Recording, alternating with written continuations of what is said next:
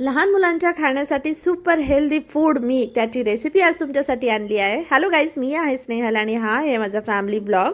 आज आपण चणे, पोटॅटो आणि बीटरूट यांचे एक सुपर फूड आपण बनवणार आहोत. तर चणे मी रात्रीच भिजायला टाकले होते.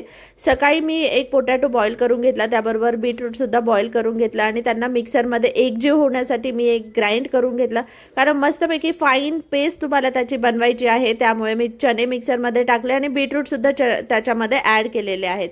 पोटॅटोला तुम्ही तसं स्मॅश करू शकता आणि नसेल स्मॅश होत तर त्यालासुद्धा मिक्सरमध्ये तुम्ही ॲड करू शकता. आपल्याला एक मस्त फाईन पेस्ट बनवायची आहे आणि कलरसुद्धा छान आला पाहिजे, कारण लहान मुलं कलर पाहिलं त्याला लगेच अट्रॅक्ट होतात ना, त्याच्यामुळे छान असा पिंकिश रेडिश कलर आलेला आहे.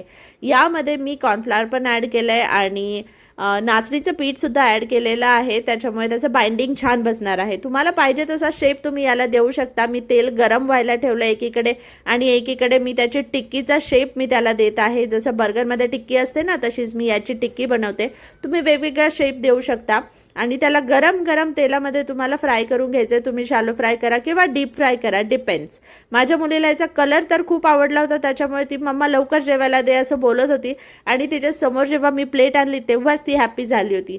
तिने त्याची टेस्ट घेतली, तिला आवडलं, चवीला सुद्धा सुंदर झालं होतं आणि हे सुपर फूड आहे. त्याच्यामुळे मी सारखं याला बनवत जाणार आहे आणि तुम्ही सुद्धा याला बनवून पहा. तुमच्या मुलांना आवडलं तर लाईक नक्की करा.